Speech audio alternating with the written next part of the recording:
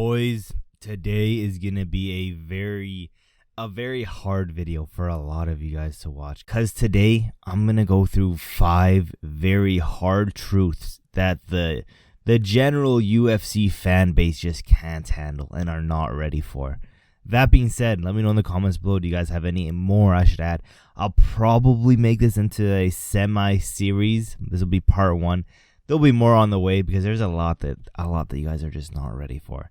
Number 1, these aren't in any particular order, just randomized. It's not like this is the biggest, hardest truth. It's not like that. But number 1, Ilia Topuria is already on a generational run, and regardless of what you guys think of the past, he is already right now better than prime Conor McGregor, and Ilia Topuria isn't even in his prime right now. I think a lot of you guys are just forgetting how young this boy is. He is 27 years old. 27 years old and already beating some of the Hall of Famers in that featherweight division. Already beating some of the best featherweights, not in his generation, but in the UFC as a whole. In Alexander Volkanovski, my opinion, the best featherweight, and Max Holloway, a close second, maybe even third, depending on where you put Jose Aldo. But those two on your resume back to back, generational run, all around mindset, skill set, better than Conor McGregor, even at Conor's prime. Topuria right now at 27 years old, not in his prime, is better than a prime Conor. And at this point in time, this could age so bad, and I'll kill myself if this ages poorly, but he has real potential out of everyone in the UFC right now to overthrow Jon Jones and become the GOAT of the UFC. Like I said, 27 years old, back-to-back, some of the best wins in all of the UFC combined. There is very few guys in the UFC who has as great title wins and title defenses back to back as Ilia Topuria.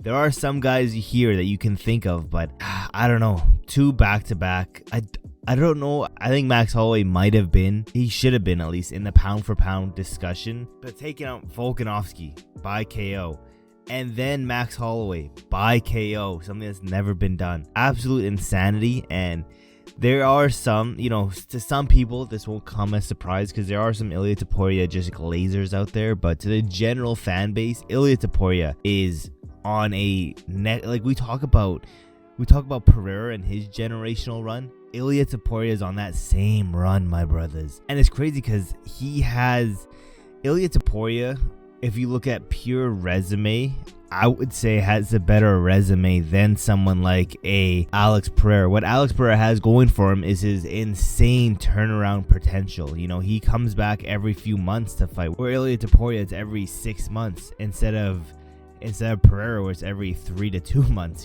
That being said, Ilia Topuria, if he continues the way he's looking, I'm not even going to get into the talk of better than prime McGregor. If you guys don't see how Ilia Topuria is better than prime McGregor, you guys are just brain dead. Simple as that.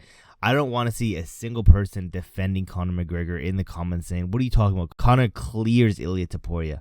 You're retarded. Let's move on. The second thing, this goes into the Ilia Topuria thing as well. I've seen all over Twitter, Instagram, YouTube, I've seen all over that the hardest test for Ilia Topuria and the one guy who has a chance of beating him is Yair Rodriguez. I don't know how to break it to you guys. Yair Rodriguez isn't the only person who has a chance to beat him. And to put it even further, Yair Rodriguez isn't even top 2, at least in that featherweight division, who has a chance to beat him. Again, it's MMA. Everyone has a chance to beat him.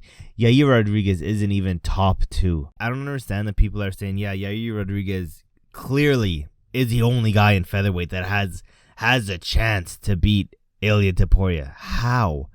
You guys are saying, oh, it's because, Ilia Topuria can be a little bit of a slow starter and Yair Rodriguez is a madman in the first round. Bro, so is Diego Lopez. And not even that. Diego Lopez is more well-rounded than Yair. Did we forget Yair has zero grappling. You know, we talked to Khabib about it. He says his grappling is zero, brother. It's like, did we just forget about that? Yes, Ilya is a slow starter, but I guarantee first round, Yair's doing all this dynamic spinning shit. Ilya's grabbing that back and choking him out. Simple as that.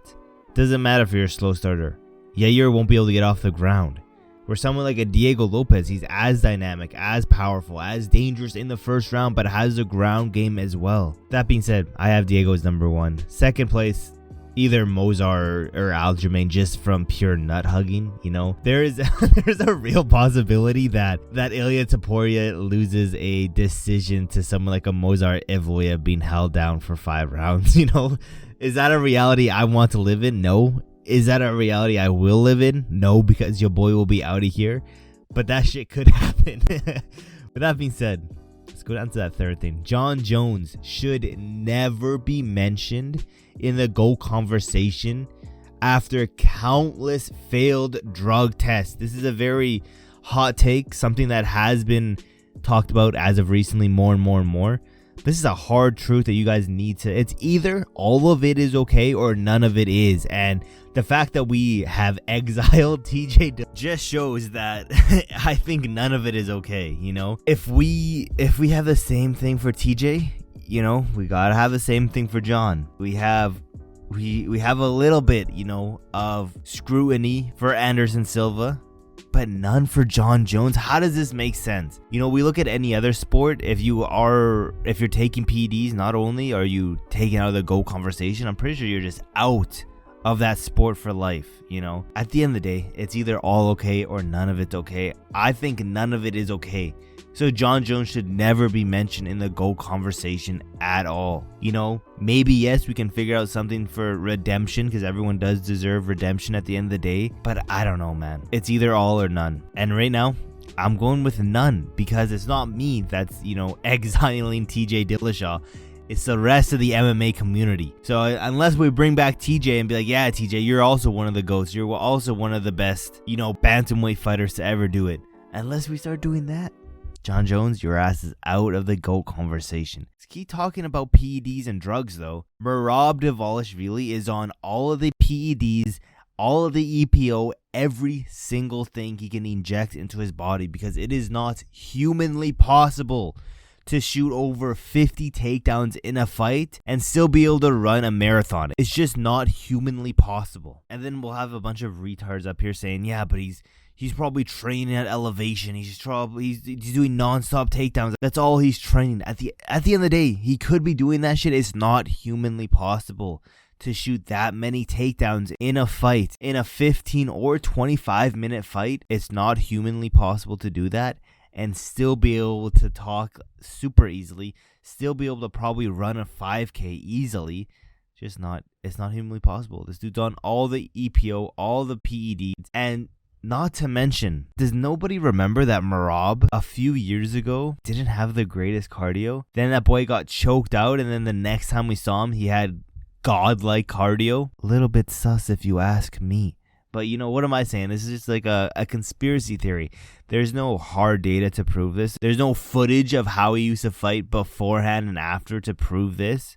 There's no crazy change in his, not necessarily physique, but yes, his physique, but his gas tank as well. No, there's no footage of that out on the internet already. You know, this is all just crazy talk.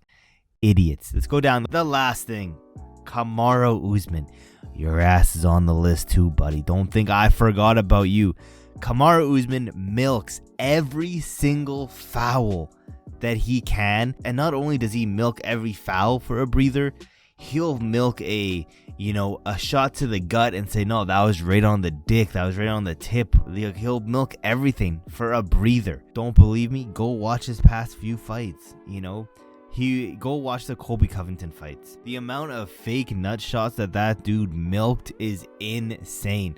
And it's crazy because I knew that, you know, when I was talking about the EPO, the PEDs, and then I mentioned Kamaru Usman, I guarantee that boy started sweating that I was gonna expose his ass for PEDs and EPO. Nah, we're talking about fake nut shots being landed that are being milked non-stop for you to get some breathers in, and that's just a fact. And yeah, this is part 1. Most likely gonna have a part 2, 3, 4, 5, 6. You know, we'll probably gonna milk the shit out of this series. But with that being said, let me know in the comments below, do you guys have any hard truths that the MMA community is just not ready for? Because these are my 5. I'll have 5 more on the way relatively soon.